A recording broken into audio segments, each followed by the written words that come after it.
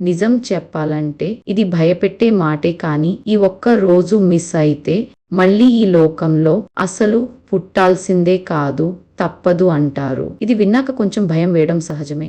ఎందుకంటే మనం సాధారణంగా జన్మ, కర్మ, మళ్ళీ పుట్టడం లాంటి విషయాల గురించి ఆలోచించం కదా. కానీ మన పెద్దలు వైకుంఠ ఏకాదశిని అంత ప్రత్యేకంగా ఎందుకు చెప్పారు అంటే ఈ రోజు మన జీవితంలో ఒక ఆగే క్షణం వస్తుంది కాబట్టి. సంవత్సరం అంతా పరుగులు, పనులు, ఆలోచనలతో గడిపేస్తాం. కానీ ఈ రోజు మాత్రం భోజనం తగ్గిస్తాం, మాటలు తగ్గిస్తాం, మనసు కాస్త నిశ్శబ్దంగా మారుతుంది. అప్పుడు లోపల ఉన్న భయాలు, తప్పులు, బాధలు బయటకి వస్తాయి. అందుకే శాస్త్రాలు ఈ రోజున ఉపవాసం, జపం, ధ్యానం అంటాయి. శరీరాన్ని కాదు, అసలు మనసుని శుభ్రం చేయాలని ఉద్దేశం. నిర్వజల వ్రతం చేయగలిగితే అది మంచిదే అంటారు.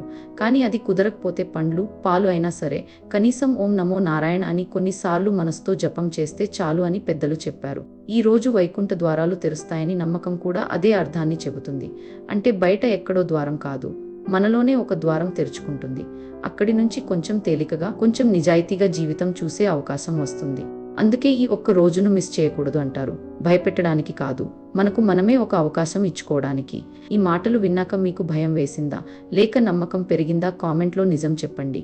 ఇలాంటి లోతైన ఆధ్యాత్మిక హెచ్చరికలు, పురాణాల షాకింగ్ నిజాలు వినాలంటే మన తెలుగువర్స్ ఛానల్ను ఇప్పుడే సబ్స్క్రైబ్ చేయండి.